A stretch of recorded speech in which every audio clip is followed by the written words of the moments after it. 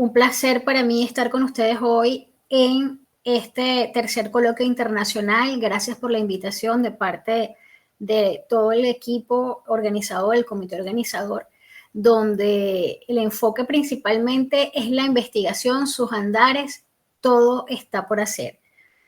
Para mí es un honor estar como conferencista central de este evento internacional tan importante y que ya llega a su tercera edición y esperemos que sean muchas más.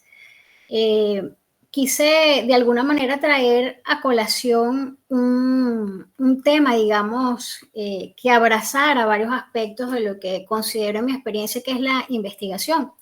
Y lo planteé ese título como la investigación, un camino de transformación, saberes, territorios y conciencia colectiva. Más que una conferencia donde a lo mejor podamos abordar y tocar algunos tópicos, inclusive teóricos muy sencillos, quisiera, digamos, que compartir con ustedes desde el punto de vista experiencial lo que sería como tal ese camino o esa visión de la investigación como una herramienta transformadora. Básicamente el objetivo que me planteé al preparar la conferencia es justamente esa invitación a repensar la investigación como un camino de transformación, que no solamente sería un camino individual, sino también un camino de transformación colectiva. Y además, haciendo vínculo con lo que serían los territorios, los saberes diversos que además están involucrados en el proceso, el compromiso que tenemos desde el punto de vista de la investigación con la vida, reconociendo definitivamente el potencial que existe detrás de ese proceso desde el punto de vista creativo, desde el punto de vista de la liberación, de la construcción, reconstrucción de las sociedades y, por supuesto, sin dejar de lado ese componente ético que siempre está vinculado con la investigación. Así, pues, el contenido va a versar a grandes rasgos en la investigación como una práctica transformadora, el vínculo que puede existir o que existe desde mi punto de vista, la investigación en el territorio y los saberes diversos, y la conciencia colectiva como un horizonte, como una visión, como un puerto de llegada donde realmente yo creo que todos debemos apuntar, ¿no? Y estamos, digamos que en muchos aspectos trabajando en relación a eso. Entonces, para comenzar, yo empezaría con una pregunta, o sea, ¿qué mundo estamos construyendo cuando nosotros investigamos? ¿Cuál es ese mundo que construimos?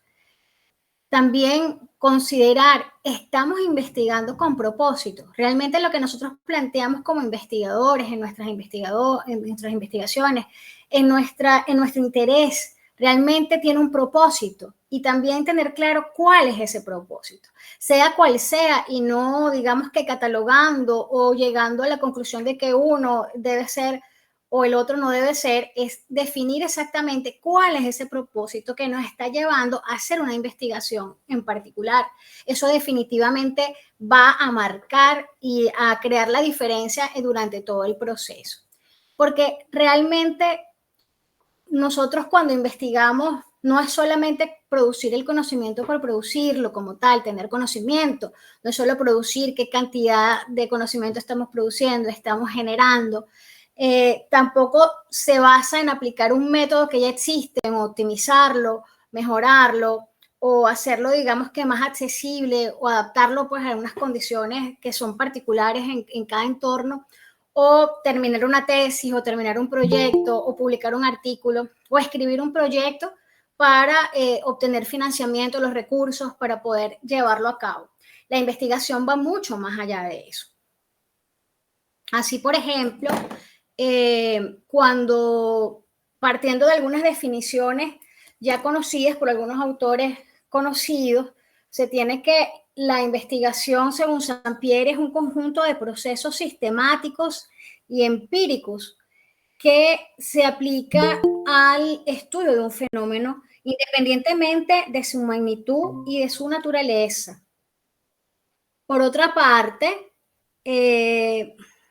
aquí tenemos una exposición de Tamayo que indica que la investigación es un proceso mediante la aplicación del método científico, procura tener información relevante y fidedigna para entender, verificar, corregir y aplicar el conocimiento.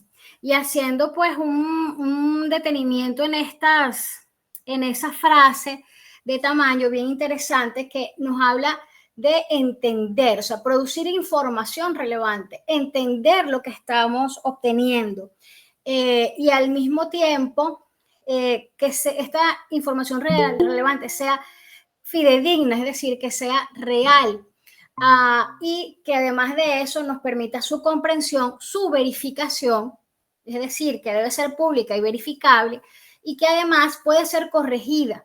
Y además, por último, habla de la aplicación de ese conocimiento. ¿Okay?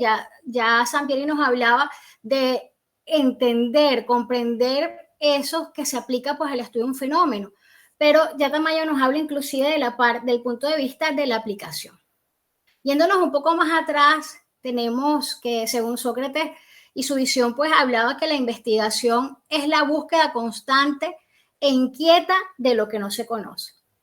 En ese sentido, es una actividad o se considera como una actividad en permanente interrogación sobre lo supuesto en todo lo que se sabe y en todo lo que se hace. Y es bastante interesante porque cuando leemos esta palabra o vemos esta palabra inquieta, es algo que es bastante característico de todos los investigadores. Todos sentimos una inquietud. Y la otra palabra que a mí, porque para mí se relaciona muchísimo con la investigación, es justamente la curiosidad. Un investigador no puede estar tranquilo y tampoco, digamos que se conforma, sino que quiere ir un poco más allá, descubrir cosas, es sumamente curioso.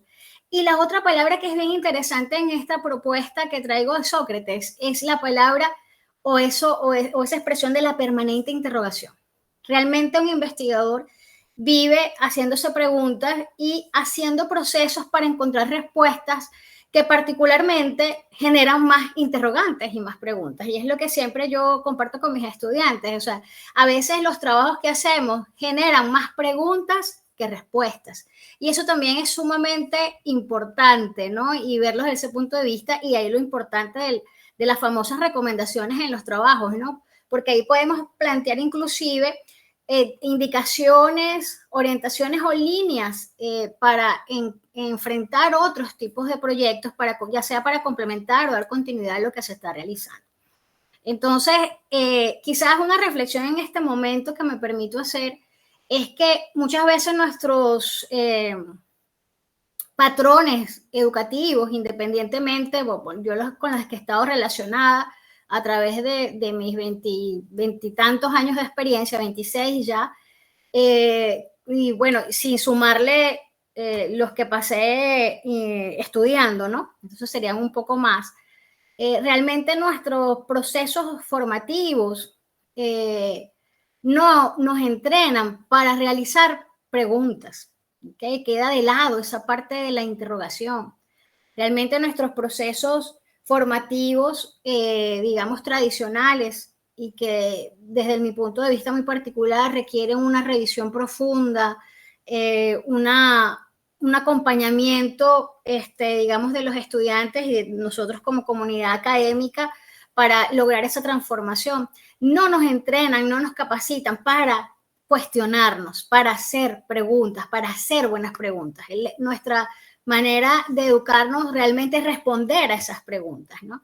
Entonces, quizás eso también es interesante verlo desde un punto de vista general, ¿no? De lo que es la esencia que los investigadores vivimos en esa eterna interrogación para poder verificar, o sea, qué nos llama la atención, qué no nos llama la atención, por qué eso está ocurriendo, cuál es el fenómeno que está atrás de eso, cuáles son las consecuencias.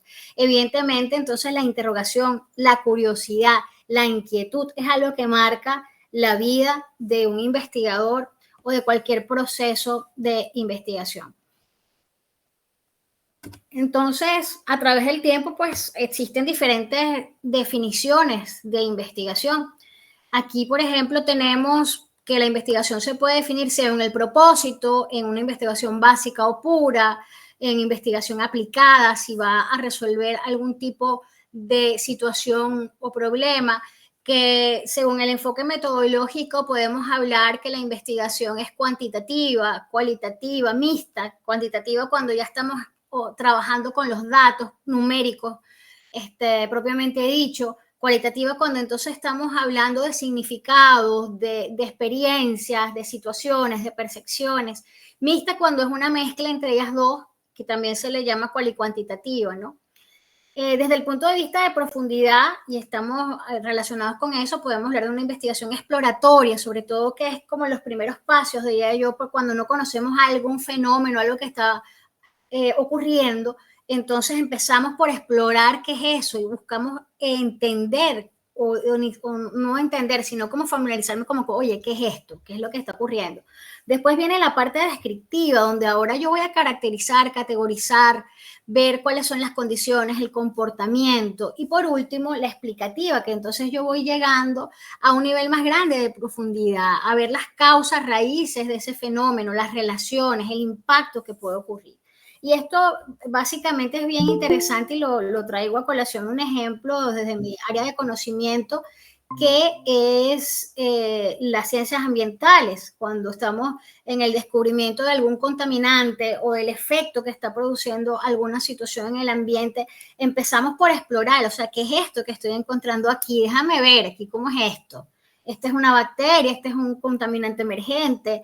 Vamos a ver un poquito cómo más o menos cómo me puedo familiarizar, qué puedo utilizar. Y en esa primera parte, sobre todo con la presencia de nuevos contaminantes o el descubrimiento o el reconocimiento de nuevos contaminantes, empezamos a utilizar lo que ya conocemos previamente para tratar de adaptarlo y poder entender algo y explorar qué es lo que puede estar pasando. Después pasamos a la fase de descripción y es decir, cuáles son las características, qué es lo que hay, por qué a lo mejor qué cantidad hay, qué características tiene en general. Y por último, ya cuando explicamos y buscamos fenómenos que se relacionen con él y cuál es el impacto, ya estamos hablando de un nivel un poco más profundo, que es la explicativa. Y así más o menos, digamos que vamos a abordar paso a paso ese proceso de investigación, sobre todo si estamos hablando de algo secuencial. Según la fuente de los datos, entonces hablamos de investigación documental, y hablamos de investigación documental cuando se basa en fuentes bibliográficas, ¿verdad? Y yo voy entonces a revisar esas fuentes bibliográficas y a dar una reinterpretación o a complementar algunas cosas. También de campo, cuando entonces hago una visita propiamente dicha al lugar y no hago ninguna intervención, sino sencillamente observo y veo cómo ocurre el fenómeno en sitio, lo trato de describir, de hacer todas las cosas, pero sin alterar nada. Y la experimental es cuando ya estoy jugando con variables para ver exactamente qué el comportamiento de alguna variable en específico o de un fenómeno en específico, jugando, vamos a decirlo así, en laboratorio. Entonces, digamos que todas estas investigaciones, además, o estos tipos de investigación se entremezclan cuando estamos en ese proceso. Y me faltó por nombrar aquí la transversal, que entonces va a recoger la información en un momento, un tiempo dado, y aquella que es longitudinal, es que además esta que es longitudinal es que voy a hablar de un periodo prolongado de tiempo de estudio.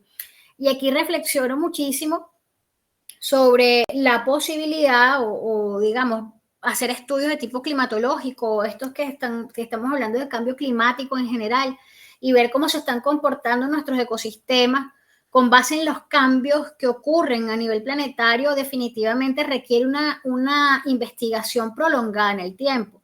Yo no voy a saber cómo, por ejemplo, se están afectando los contaminantes en la lluvia si tomo una muestra solamente en un mes. Yo tengo que estudiar todo un año para tener una primera aproximación de ver, oye, aquí está pasando algo, estoy viendo algunas cosas, algunas tendencias, ¿no? Algunas relaciones. Y de ahí en adelante para poder establecerlo como algo que tenga que ver con el clima y poder llegar a conclusiones, yo debo estudiar como unos 10, entre 10 y 30 años. Entonces también esa concepción que a veces he podido escuchar a lo largo de mi carrera de algunos colegas que de repente pueden catalogar, no, pero es que es el mismo trabajo hecho en el río en el río tal o en la costa tal, y es el mismo trabajo, solo que cambian los estudiantes o cambian los parámetros o cambian, pero evidentemente nuestro planeta es absolutamente dinámico, entonces realmente es justificable hacer una investigación a lo largo del tiempo, porque el agua que acabo de ver que pasó por ese río, al segundo ya no es la misma agua. Entonces, realmente es una reflexión también que hago con todos ustedes desde mi punto de vista de la experiencia, en también, digamos que reconocer las investigaciones o los diferentes tipos de investigación, ¿no? Aquí, como vemos, entonces no es una sola cosa. La investigación adopta múltiples formas, dependiendo de lo que buscamos, de cómo lo hacemos, para qué y para quién lo hacemos. E inclusive, que ahí no lo dice o no lo coloqué en esa diapositiva, pero ahora lo menciono, con quién lo hacemos. Porque no es lo mismo hacer la investigación con unos colegas que están formados, ¿verdad? Y hacer, enfrentar un proyecto científico o un desarrollo como tal de investigación que empezar a entrenar un conjunto de estudiantes masivo o pequeño. No es lo mismo tampoco involucrar a la comunidad dentro de los estudios. Entonces, realmente hay que partir del reconocimiento de esa diversidad metodológica que permite investigar con mayor conciencia, con mayor creatividad y, por supuesto, responsabilidad. Reconocer que el otro está allí. El asunto que ocurre es que, evidentemente, cuando estamos hablando de investigaciones complejas y muy profundas, por lo general nosotros trabajamos como en un solo compartimiento, como en uno de esos niveles de esas gavetitas que coloqué ahí. Y a lo mejor dejamos de observar las otras gavetas que tienen que ver o los otros compartimientos que tienen que ver con el proceso en general. Entonces, la invitación siempre es a tratar de ver un poco más allá y a respetar, digamos, que el espacio de cada uno, entendiendo que todos, que formamos parte de un todo y que todo está conectado. Que evidentemente hay que tomar en cuenta la experticia, la pericia de aquellos investigadores en su campo de acción, y además que como trabajamos también en un campo un poco más grande, pues podemos hacer aquella interconexión, compartir con otros, aceptando cada quien su lado, ¿no? Reconociendo al otro. Desde ese punto de vista, ¿no? Y asumirlo eso con completa responsabilidad. Entonces, al hablar de la investigación como una práctica transformadora, y yo lo llevaría un poco más allá, que hablaría que es prácticamente una forma de vida, ¿no? Este es el aspecto que voy a empezar a abordar actualmente. Vamos a recordar cómo era la investigación antigua, pues se basaba en una observación directa, en una especulación racional, donde entraba el raciocinio, ¿no? También en algunos momentos también vamos a ver que teníamos en aquel entonces una influencia con la iglesia bastante fuerte dentro de lo que sería la parte de la investigación. La investigación como tal o el conocimiento era transmitido a través de la oratoria o por manuscritos, pero que además eran reservados exclusivamente para las élites, no se compartía el conocimiento como lo hacemos, por ejemplo, hoy.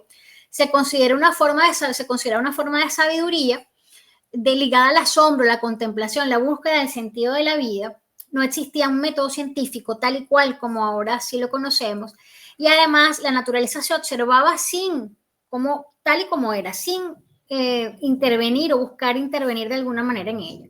En el caso de la modernidad, pues estamos hablando ahora de la observación, la hipótesis, la experimentación, análisis y validación de aquellos resultados tal y como lo concebimos ahora. Se estructura en diferentes disciplinas, laboratorios, entonces hablamos de publicaciones científicas, debe ser cuantificable, debe ser verificable y además tiene que haber replicabilidad. Está ligado a un proceso tecnológico también de innovación que influye directamente en esos procesos de investigación, y además se incluye, está muy en boga y es lo que se está buscando ya hace rato y seguimos trabajando para eso, ese enfoque interdisciplinario, colaborativo, crítico, donde se reconozcan además ese vínculo entre la ética y lo social. Entonces, hablamos de empírica porque se basa en esa observación directa y sistemática de esos procesos reales, tal y como ocurren.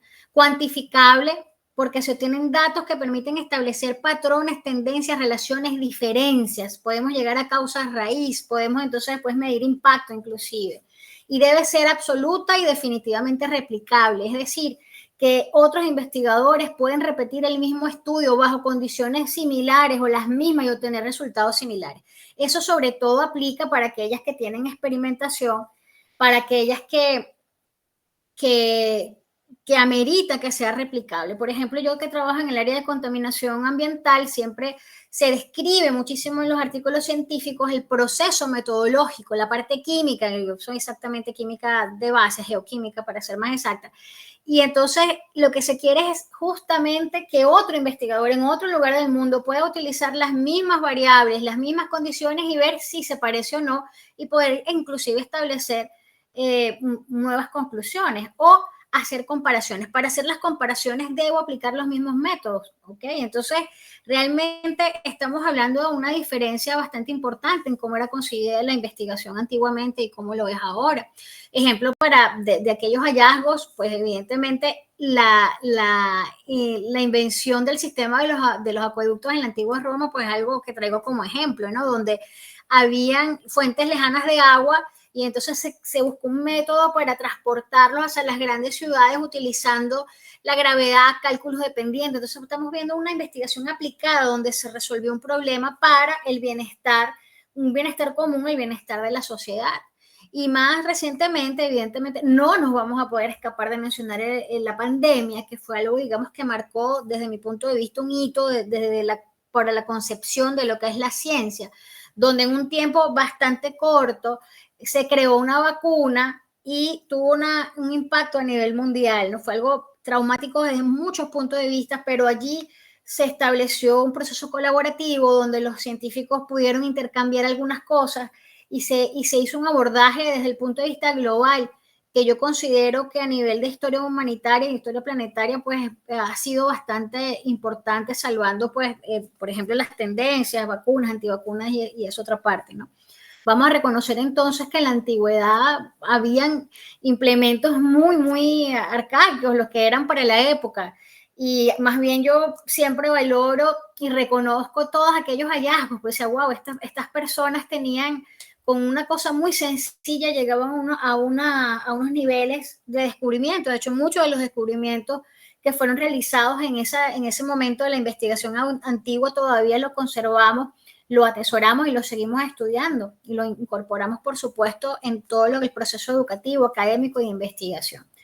Evidentemente tenemos que verla desde una línea del tiempo, la investigación. Ahora, en la modernidad, pues tenemos laboratorios, equipos, todo sumamente actualizado, digamos que unos equipos, una innovación tecnológica a nivel de equipos que nos permiten hacer una serie de cosas, una cantidad de cosas bastante importantes, ¿no? Particularmente, desde mi punto de vista, y humildemente también, porque, o sea, digamos que tampoco me voy a considerar pues la erudita en la investigación, simplemente cuento mi experiencia y mis historias acá. Yo concibo la investigación como un proceso completamente dinámico, siempre está en movimiento, un proceso que además es sistemático, evolutivo, de interconexión y de sinergia. Definitivamente no podemos verlo como una cosa aislada, ¿ok? Para mí la investigación es una práctica viva que también se va transformando junto con las sociedades, que tiene que ver también con los territorios, con las personas y evidentemente con los desafíos que vamos enfrentando a través del tiempo. Ella también evoluciona tal cual como evolucionamos nosotros, tal cual como evoluciona nuestro planeta. Entonces, la investigación es un espacio donde lo técnico, lo humano, se logran entrelazar, ¿ok? Y ahí vamos a descubrir nuevos sentidos, nuevas preguntas, nuevas respuestas, nuevos procesos, nuevas posibilidades, ¿ok? ¿Posibilidades de qué? Bueno, posibilidades de intercambio, posibilidades de acción, posibilidades de adaptación, porque incluso en nuestra realidad actual hay cosas que ya evidentemente no podemos cambiar y voy a traer a colación otra vez parte o algo que tiene que ver con mis áreas de investigación, que es el cambio climático, el calentamiento global, son cosas que están ocurriendo, ¿ok? Y que no vamos a poder revertir. Con toda la ciencia y con toda la tecnología que podamos desarrollar hasta ahora, no podemos revertirlas. Podemos hacer ciertas cosas, ciertas transformaciones como sociedad, pero ahí tenemos muchísimas cosas en contra que desde el punto de vista económico, de tradición, un motor que, wow, que ya está instaurado. Entonces, el llamado ahora es a la adaptación. De hecho, ahora acabo de enviar un resumen a una conferencia mundial que va a tener lugar acá en Brasil en el mes de noviembre sobre las adaptaciones al cambio climático. O sea, ya ni siquiera, o sea, es para saber, o sea, estudios, por supuesto, que tienen que ver con lo que está ocurriendo con el cambio climático en general, pero cuáles son las propuestas de adaptación de nuestra sociedad a los eventos de cambio climático. Entonces, bueno, se me ocurrió hacer algo que tiene que ver con, y aquí lo mencionaré después, con ciencia ciudadana, educación STEAM, como propuesta, sobre todo en nuestros países de Latinoamérica, para tratar de llegar a la educación, que al final, digamos que, y voy a después volver a hacer mención de eso, porque la educación, digamos que es la base de todo. Y entonces, bueno, ahí aceptaron ese primer resumen, ahora voy a desarrollar algo un poco más con profundidad, pero fíjense que el evento está enfocado hacia la adaptación a esa realidad que ya tenemos. Es algo que definitivamente es innegable. Entonces, interconexión porque hay un vínculo entre las diferentes disciplinas, entre los investigadores, entre los diferentes fenómenos. Yo, sobre todo desde el punto de vista ambiental, no voy a poder estudiar algo. O sea, yo me puedo hacer la idea de que solamente, porque me facilita la investigación, de que me limito hasta un espacio, propiamente dicho, un espacio, un límite, pero yo no puedo tampoco cerrar los ojos y olvidar todo lo demás que puede estar influyendo, pero que no lo estoy tomando en cuenta porque no tengo la posibilidad en ese momento, ¿no? La sinergia, algo compartido, cosas que además tienen influencia una cosa sobre la otra. Y ese proceso de transformación y evolución que inclusive tenemos desde el punto de vista de la investigación en general, inclusive el objeto de estudio también está evolucionando, está transformándose cada vez que con el tiempo, ¿no? Entonces, realmente las características claves de la investigación transformadora, como lo que planteo acá, es que investigar también no solamente es observar el proceso, sino también ver cuando estamos hablando de la transformación que puedo intervenir en el mundo, ¿ok? Y cuál impacto es el que voy a producir. O sea, realmente, evidentemente, bueno, vamos a hablar, pues de repente yo lo que quiero es desarrollar mi tesis de posgrado y terminarla y tiene un principio y un fin, ajá, pero ¿cuál es el impacto que voy a tener con ese trabajo, ¿no? Entonces, ¿cómo se ve una investigación transformadora? Es algo que podemos nosotros reflexionar respecto a ello. ¿Y qué es la diferencia de algo que solo se basa en la observación y la descripción? Definitivamente es, digamos que volviendo a lo que ya había mencionado, aceptar que yo parto de un estado A hasta un estado B, donde ahora yo no sabía nada de algo que estaba investigando y en el estado B sí sé, conozco un poco más, inclusive me puedo hacer nuevos cuestionamientos, nuevas preguntas que me van a llevar definitivamente, inclusive a plantear nuevas líneas de investigación. También a lo mejor esta situación me permite hacer un abordaje porque ya en ese estado B ya yo he transformado o digamos que el conocimiento que tengo se ha transformado. Pero no solo el conocimiento, sino también las personas que integran el equipo de trabajo. Y si estoy haciendo una investigación que involucra a la sociedad, también entonces voy a ver un cambio, una transformación en cuál es el punto de vista que tiene o la percepción que tiene a lo mejor una comunidad con que estoy trabajando. Y eso es bastante interesante porque ya estamos hablando inclusive de esta parte que decía que tiene que ver con la vida, que tiene que ver con el ser, propiamente dicho. Como ejemplo, pues traigo también a colación esa experiencia que tuve que inició en el año 2018, en principio, y después con un proyecto aprobado por National Geographic, que fue dirigido por el investigador Luis Ernesto Medina Faul, donde yo me empiezo a involucrar con el tema de microplásticos. En principio, pues yo era, bueno, vamos a tomar las muestras en las playas, en los sedimentos de la ciudad donde vivo, que es Cumaná, Estado Sucre. En ese momento vivía en Cumaná, Estado Sucre. Y tomé algunas muestras, tomamos una muestra con un grupo importante de estudiantes, hicimos los procesos adaptados con lo que conocíamos para ese momento, que no se conocía tanto como ahora que se oye hablar bastante de esto. Hicimos una experimentación también con la experiencia, desde mi punto de vista, con el trabajo de sedimentos y el conocimiento marino.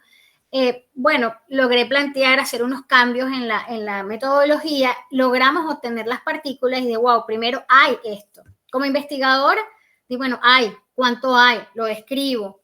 ¿De dónde puede venir? Empiezan a hacerse los cuestionamientos, ¿no? Sobre todo cuando uno está comenzando con una nueva línea de investigación, es como volver a aprender a hablar, volver a aprender hacer, a dar esos primeros pasos y es bastante maravilloso, no es como un recomenzar, ¿no? Es un desafío, pero yo evidentemente lo disfruto mucho, ¿no? De ahí después que conseguimos esos materiales allí, yo, ahí están los microplásticos, pero ¿dónde vienen ellos? De la basura más grande. Bueno, enseguida incorporé, modifiqué la manera de trabajar y no solamente tomaba el sedimento o sea, la arena de playa, sino que también empecé a tomar la basura más grande para ver, pero ¿qué está pasando? ¿Qué es lo que está arrojando la gente? ¿O de dónde está viniendo esta basura? Vamos a ver, entonces empezamos también ese proceso. Ya de ahí, inclusive ya paré ese proceso a darme cuenta, pero ¿de dónde viene la basura? La basura viene de la gente. Entonces empecé y salí del espacio de laboratorio, del espacio académico, empecé a dar charlas, conferencias, apliqué ciencia ciudadana, me moví con las personas en la Cruz Roja, hicimos algunos levantamientos, o sea, realmente a lo mejor paré lo que es el proceso de investigación y ahorita me encuentro intentando publicar aquellos datos que recopilamos, ¿no? Pero la manera en que se aprende ese proceso fue esa, pues evidentemente la persona que comenzó a producir o a enterarse del conocimiento no es la persona que soy hoy. Me empecé a involucrar con la comunidad y también hice cambios de vida en seleccionar algunos productos, en tratar de colaborar y participar en las jornadas de limpieza de las playas, intentando que todo el mundo que me pide ayuda, pues les trato de decir cómo clasificar, que no solamente se queden con esto, y evidentemente colaborando, ¿no? Y es quizás otro llamado que quisiera hacer, que creo que lo tomo después, que realmente tener el conocimiento definitivamente es un peso, es una responsabilidad y hay que también asumirla con eso, con responsabilidad y con ética y ver entonces, oye, tengo el conocimiento, ¿cuál es mi misión? ¿Cuál es mi función ante la sociedad? No me puedo quedar callada o a lo mejor sin hacer nada, debo buscar la manera de intervenir y también participar en ese proceso de transformación. Entonces, cuando hablamos de esa participación activa, estamos hablando de una investigación transformadora que no solamente va a tratar a la persona como un objeto de estudio, sino que también la va a involucrar para identificar el problema, para diseñarlo. Y así, por ejemplo, también estoy en este momento en la comunidad de Mochima, dirigiendo en remoto a dos estudiantes de la UPTOS Claudio Osvaldo Rusián que están trabajando sobre la influencia antrópica sobre esta comunidad y evidentemente tiene que ver también la basura plástica y los microplásticos. Y entonces hicimos alguna actividad con estudiantes, con una brigada ya ambientalista y se hizo un trabajo para también compartir e involucrar a la comunidad en esa situación, ¿no? Entonces, realmente hay un vínculo entre la investigación, el territorio y los saberes diversos. Reconocer los saberes diversos es importante. Reconocer que hay desde el punto de vista de la investigación sobre la basura marina, o lo que sería el plástico como tal, que se produce principalmente en Asia, el 51%. En América del Sur producimos entre 4 y 5, son datos antiguos, ya máximo hasta 2018, pero aunque nosotros no producimos, tenemos también una relación con esto. Fíjense que se produce más del lado de Asia, de China, y cuando voy a ver los puntos donde hay más problemas con respecto de descarga de basura también está en esa zona, ¿ok? Pero yo en esa diapositiva también muestro los círculos que se ven allí, son los giros oceánicos, y además hago la reflexión de que evidentemente la basura plástica o cualquier contaminante no necesita pasaporte para poder viajar dentro de las corrientes marinas y llegar de un lado al otro. Entonces, realmente lo que hacemos en un sitio está vinculado con otro. O sea, va a tener diferencias locales, va a tener diferencias o una situación local, una situación regional, una situación global. Y esa visión de ver desde lo global, desde lo local, pero con la mirada en lo global, es algo que es un llamado que es bastante interesante, ¿no? Es ver a lo mejor cómo aquellos problemas globales o aquellas situaciones globales las tengo en mi localidad y cómo puedo contribuir desde mi espacio, desde mi microcosmos, para que haya una transformación. Entonces, los territorios poseen historia, los territorios poseen memoria, están asociados también o tienen conflictos, afectos, lenguajes, o sea, también es un espacio vivo que no es neutral, sino que también toma una posición en esos procesos de investigación y que deben ser reconocidos. Así entonces, vemos saberes diversos que tienen que ver con ese diálogo, que son locales, que son indígenas, ancestrales, comunitarios, prácticos.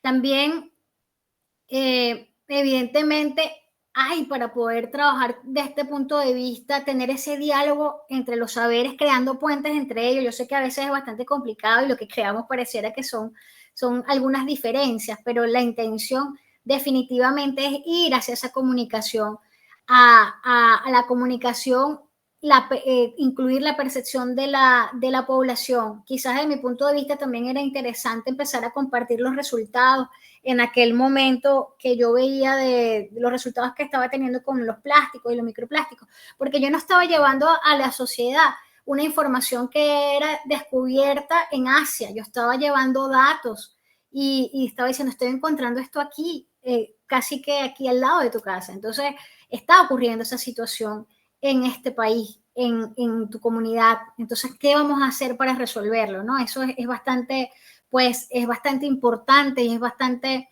relevante compartirlo. No es lo mismo investigar sobre una comunidad que investigar con ella desde su realidad, y eso lo estamos viendo también con muchísimos proyectos comunitarios, inclusive las organizaciones de ayuda humanitaria internacional también buscan esa incorporación de la transformación en general, ¿no?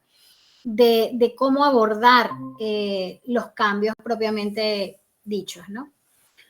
Viéndolo de la conciencia colectiva como horizonte, que quizás es el otro aspecto o pilar que consideré para esta conferencia,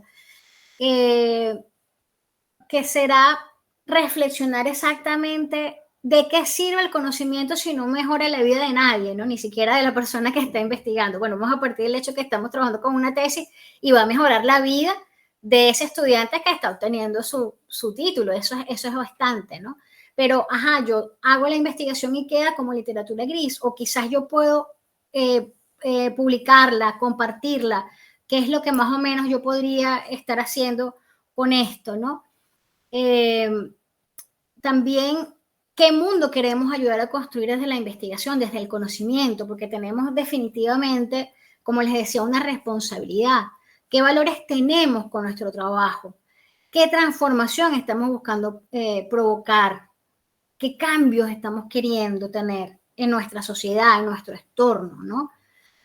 Y definitivamente, como Paulo Freire refería, dice, los hombres se hacen conscientes de su realidad como seres históricos que pueden intervenir en ellas, ¿no? En esa realidad. Entonces, como investigadores debemos considerar esto y también como, como miembros de la sociedad. O sea, ¿cuál es mi responsabilidad con el conocimiento? Reconociéndome como un miembro de la sociedad que tiene una gran cantidad de conocimientos, que tiene además la responsabilidad de investigar y que está produciendo conocimiento. ¿Cómo yo me reconozco? Entonces, ¿y qué es lo que yo debo hacer para poder intervenir con ella? Evidentemente, conservando los parámetros éticos, ¿no? De valores y morales, ¿no? Entonces, ver la conciencia como un horizonte. Lo planteo como ver nuestras investigaciones no solo relevantes para un congreso, para un intercambio, para una conferencia, sino también para producir cambios en las generaciones futuras. A nivel o con un poco de humor, y yo comentaba en estos días con una de mis amigas y le decía, oye, aquí yo estoy arreglando un artículo, revisando el inglés, me pidieron que la figura sea de tal tipo, tengo que diseñar un graphical abstract, tengo que hacer esto. Yo le decía, oye, definitivamente cada vez que pasa el tiempo yo considero que un investigador es un superhéroe. O sea, tiene que saber idiomas, tiene que saber teorizar, hacer hipótesis, redactar, llevar hasta un nivel profundo el conocimiento, lograr compartirlo. Tiene que, yo decía, oye, ahora me pregunto, y le decía yo a modo de chiste, ¿dónde está mi traje de superheroína? Porque no lo tengo. O sea, es algo que nos cuesta bastante, es algo que no es sencillo, pero si tú involucras todo esto y evidentemente te apasiona, pues la investigación puede lograr toda esa transformación. Es simplemente pues escoger ese camino, ¿no? Y evidentemente, aunque pueda sonar bastante utópico y hablar un poco de mi experiencia, que es lo que quisiera o lo que quería compartir con ustedes hoy, no quiero tampoco dejar de compartir que hay una serie de brechas que evidentemente tenemos como investigadores, como mujeres investigadoras, como mujeres en la ciencia, como investigadores latinoamericanos. Existen una serie de diferencias y brechas que evidentemente nos los hacen un poco más difícil, ¿no? Por ejemplo, hay una desigualdad en la producción científica, donde vemos que los países con mayor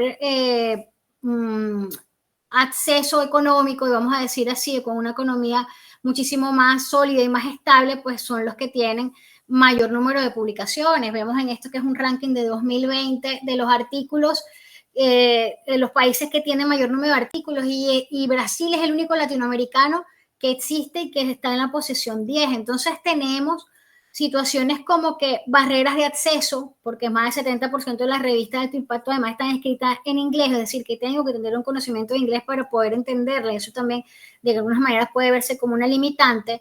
Tarifas de publicación que oscilan entre los $1,000 hasta 3,500, inclusive hay muchas que cuestan más si quieres publicar en una revista de alto impacto. Y bueno, esa visión definitivamente nos hace pues una diferencia bastante importante, ¿no? Dentro de cómo nosotros podemos visibilizarnos dentro de un mundo que es gigantesco.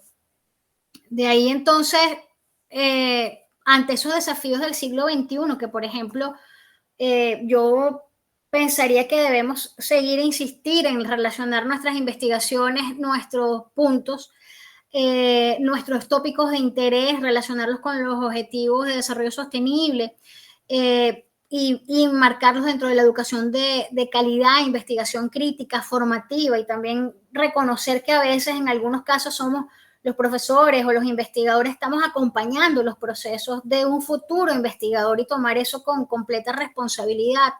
También mencionar la igualdad de género, esa visibilización de investigadoras, y saberes feministas que a veces quedan ocultos porque realmente todavía sigue existiendo. Evidentemente hay discriminación de raza, de discriminación geográfica y discriminación de género, existe todavía. Entonces allí hay que tratar de hacer nuestro mejor esfuerzo y ir avanzando hacia esas visiones, seguir trabajando con eso porque hay mucho camino que recorrer todavía. Temas como el agua limpia, estudios de calidad de agua, educación ambiental, remediación, que es parte de mi formación también como profesora de tratamiento de agua, la acción climática, la investigación de la adaptación y la mitigación de estos problemas que estamos teniendo a nivel ambiental, que son bastante profundos, ¿no? También la fundación, la instauración y mantener instituciones sólidas con ciencia, con ética, con participación, con justicia. Hablar de ciencia inclusiva para aquellas personas que tienen otras maneras de aprendizaje, también sean incluidos porque son miembros evidentemente de nuestro planeta y merecen también estar informados. Y las alianzas, las redes de investigación, el diálogo entre saberes. Aquí coloqué cooperación sur-sur, pero esta cooperación puede ser en todo, a nivel regional, local, las mismas instituciones. A veces es complicado nosotros llegar a ciertos movimientos y lograr ciertos puntos de convergencia, pero realmente pues hay que seguir trabajando en ello, reconociendo al otro, viendo en qué espacio podemos colaborar para lograr las grandes transformaciones, ¿no? Y es eso, la adaptación al cambio climático, la contaminación, y con una visión de salud única, y me parece interesante porque este coloquio aborda diversos temas, ¿no? Ahorita lo que está en el tope es hablar de salud única, porque yo no puedo hablar de la salud de un ser humano si el ambiente no está saludable. Y ahí estoy con los derechos humanos, que tiene que ver que necesitamos un ambiente saludable para desarrollarnos como seres humanos en el planeta. Pero además, si los animales que yo estoy criando, por ejemplo, para el consumo, vamos a hablar de los peces con la afectación de los microplásticos o mercurio o todo lo demás, están contaminados, no están saludables, y yo estoy consumiendo y alimentándome de plantas y animales que no están saludables, evidentemente yo no puedo estar saludable. Así que esta visión de salud única justamente nos hace un llamado a reconocer que todo está completa y definitivamente conectado. También debemos reconocer brechas tecnológicas, ese reconocimiento que tenemos con la utilización de la parte informática, las redes neuronales, la inteligencia artificial, que podemos verla como un enemigo desde el punto de vista académico, porque pensamos que, bueno, los estudiantes se están copiando todo, qué sé yo, ¿cómo hago? ¿Cómo enfrento esto? Pero no es cómo enfrento, ¿cómo me adapto a eso? ¿Cómo hago y construyo desde eso que existe y que no va a desaparecer? Que no va a desaparecer. ¿Cómo hago para incorporarlo y utilizarlo como una herramienta a mi beneficio, al beneficio del aula, de la investigación y de la sociedad? Entonces, ahí entonces entran inclusive en juegos o inclusive la aparición de nuevas carreras que ya tienen tiempo también, como la ciencia de datos, tomar decisiones territoriales. Bueno, allí hay digamos que una unión de diferentes campos para desarrollar el conocimiento. Entonces, la invitación, quiero cerrar en este caso con justamente esto que planteo en esta última diapositiva. Transformemos los desafíos que tenemos, esos desafíos en oportunidades. Mi invitación es a no desmayar, a seguir. Yo sé que a veces es bastante, y lo digo por experiencia propia, pareciera que no fluye en algunos momentos, pero evidentemente con constancia, con perseverancia, con formación, con valores, con ética, puede seguirse desarrollando investigación de calidad en cada uno de nuestros espacios, más aún cuando hablo de redes de cooperación, de investigación colaborativa. Y evidentemente, pues yo lo que quisiera, digamos, que ofrecer y venderles como casi que un producto es llegar a esa transformación de la conciencia, que a eso debemos llegar, reconocimiento de la ciencia como una herramienta transformadora de las sociedades. Y bueno, con mi eslogan, que es por una conciencia ambiental colectiva, porque ese es, digamos, que el fin último es lo que a mí, digamos, que me apasiona, esa visión y esa humanidad donde los seres ya no tengamos que decirles que tienen que trabajar o actuar de una manera consciente desde el punto de vista ambiental, sino que ya venga casi que incorporado en su esencia, en su ser, en la protección del ambiente en general, porque protegiendo mi entorno me estoy protegiendo a mí. Con esto, pues, termino la conferencia. Gracias por su atención y ahí están mis redes, mis contactos, en ese caso el correo electrónico y el QR del Instagram, en el caso que quieran contactarme. Quedo a la orden de todos para preguntas, no sé si por aquí, porque no sé si hay personas conectadas o por el chat, o incluso preguntas posteriores o inclusive para hacer algún tipo de actividad juntos con cualquiera de las personas que llegue este video, esta conferencia. Muchas gracias. Muchísimas gracias a la profesora Adriana Gamboa, desde Arias de Brasil, profesora de acá de nuestra universidad también. Aprovecho para saludar a la gente que nos está escuchando, que están en línea en este momento, desde el Auditorio Cumaná Ciudad de Oro, a la gente del coloquio. Se conectaron un poco tarde por un asunto técnico. Ustedes saben cómo son estos eventos en vivo. No sé si ellos por allá tienen algunas preguntas para la doctora Adriana.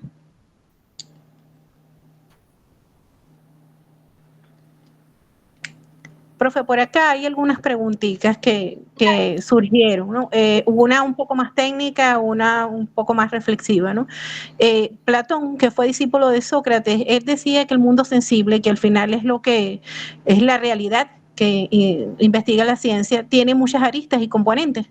Y dicho esto, los investigadores se valen hoy en día de distintos tipos de investigación, es decir, las investigaciones ya no son puras, son mixtas, se utilizan diferentes tipos de investigación. Por ejemplo, en una investigación de campo se consulta evidentemente documentos, o sea, se consultan antecedentes, se consulta teorías, por lo que también es en parte una investigación documental. Al respecto, profe, diría usted ¿qué piensan de esa tendencia que ha surgido en los últimos años, que dice que más bien en vez de hablar de tipos de investigación serían herramientas y que cada investigación es en cierta forma particular con respecto a su método? ¿Qué opinan?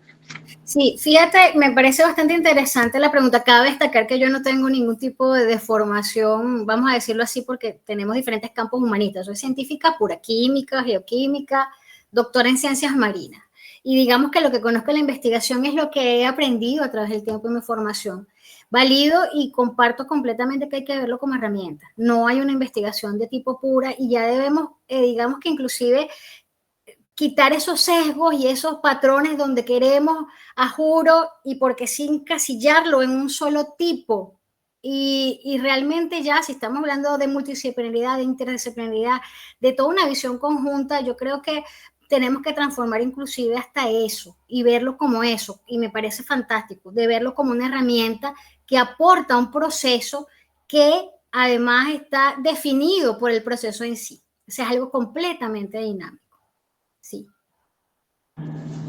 Muchas gracias, profe. Por acá también hay otra pregunta, esta es un poco más reflexiva. Usted mencionaba algo que es muy cierto, la investigación es dinámica y por ende la investigación es perfectible, todo el tiempo estamos mejorando. Al respecto, profe, ¿qué cree usted que ha hecho falta para que la investigación le dé una respuesta a esta realidad que nos está golpeando de forma negativa, como es el cambio climático, como es la aparición de pandemias que están afectando a la salud? ¿Qué cree usted que ha hecho falta para que la investigación se convierta en un ente transformador que tenga un impacto positivo sobre estos aspectos de los cuales se vienen hablando ya desde hace años en el mundo, pero que los resultados, cuando observamos, por ejemplo, las metas del milenio con respecto a la reducción del carbono, de la contaminación, del cambio climático, vemos que no se están alcanzando los indicadores que se supone tenían que haberse alcanzado para este momento? ¿Qué cree usted como científico que nos está faltando? Wow, es bastante profunda. Sí, ciertamente estamos en déficit en muchas cosas. Y yo creo que nos que está faltando en cierta forma, desde mi punto de vista muy particular, es la aceptación de la sociedad. Porque al final de cuentas, o sea, digamos que los tomadores de decisiones, la economía y todo lo demás, ahí no participa la ciencia como tal. O sea, yo que trabajo con microplásticos, hay que hacer una cantidad de cosas desde el punto de vista económico, tecnológico y social para poder lograr una transformación y que ese cambio, por ejemplo, con la producción de plástico sea de alguna manera transformado para poder tratar de ya frenar un poco, porque ya lo que está en el ambiente y no lo vamos a poder recuperar. Pero, ¿cómo hacemos para? Es como una lucha entre David y Goliat. Y empieza por eso, porque no tenemos aquellos espacios, no tenemos la credibilidad. Mucha gente inclusive todavía está pensando que el cambio climático no existe, que no es real, que eso, o sea, cada quien digamos que tiene, y ahí tenemos también poderes de esa aceptación como tal. Desde ese punto de vista es bien complicado, ha sido bien complicado a través del tiempo y yo creo que depende también de la humanidad como tal, de lograr esa aceptación y esa transformación. Es algo más profundo, pero yo me invitaría a que no desmayáramos. O sea, yo creo que es verlo con responsabilidad, de decir, mira, la ciencia evidentemente tiene una valía y nosotros como científicos no tenemos una valía, y tomarlo con la responsabilidad y lograr tratar de hacer esa transformación. Pero evidentemente la transformación tiene que venir por las leyes, tiene que venir por la educación. Y estamos dando pasos demasiado lentos, aparte de las brechas que hay mundiales. O sea, no vamos a comparar la parte de los países que estamos en vía de desarrollo con la parte de los países desarrollados. Se vive completamente diferente, ven el mundo diferente, tienen otros desafíos, nosotros tenemos otros que tenemos que enfrentar. Y esa ayuda desde los que ya superaron ciertas cosas hacia los que estamos en el camino, apenas reconociendo que tenemos un problema, es necesaria también. Entonces, es algo bastante complejo. Desde mi punto de vista, problemas complejos no tienen una sola solución. Tienen también macro problemas, también tiene que haber desde micro soluciones hasta para poder llegar a macro soluciones, ¿no? Excelente, profe. Tengo por acá unas niñas que vienen del colegio Francisco de Miranda. A ellas les da pena hablar en el micrófono, pero tienen mucha curiosidad por lo que usted está comentando y ellas quieren hacer una pregunta. Se la hago entonces yo en nombre de ellas.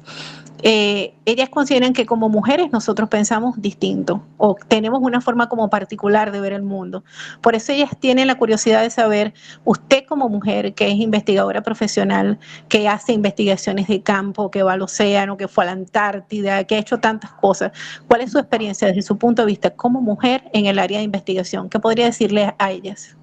Mira, oye, para mí ha sido una experiencia, no voy a decir que ha sido sencilla, no lo es. Y a veces es interesante que lo estén planteando y las animo si están llamadas por la ciencia que lo hagan. Realmente la presencia de la mujer es indispensable para ver cambios y transformaciones válidas. Nosotros, quizás esas cosas que nos pueden catalogar, y se me va a salir la feminidad, como intensas, como ese término que utilizan para definirnos a nosotras, y esa intensidad es que yo lo transformaría en pasión. Es lo que justamente hace que las mujeres investigadoras tomemos esto como proyectos de vida, como el hijo que tú estás abrazando, y que además participemos en la formación de las generaciones futuras. Es algo bien interesante. Yo no me había dado cuenta hasta que alguno de mis amigos me dijo, ¿tú no te has sentido discriminada por ser mujer? Y yo, wow, no lo había percibido. Porque hasta que el momento en que tú a lo mejor si estás en un entorno donde estás acostumbrada a tener la discriminación, tú lo consideras normal. Pero cuando sales de ese entorno, alguien como que te abre los ojos, tú dices, oye, sí, he sido discriminada por ser mujer. Y muchas veces eso aplica en todos los ámbitos de la sociedad, no solo desde el punto de vista de la investigación. No es algo, no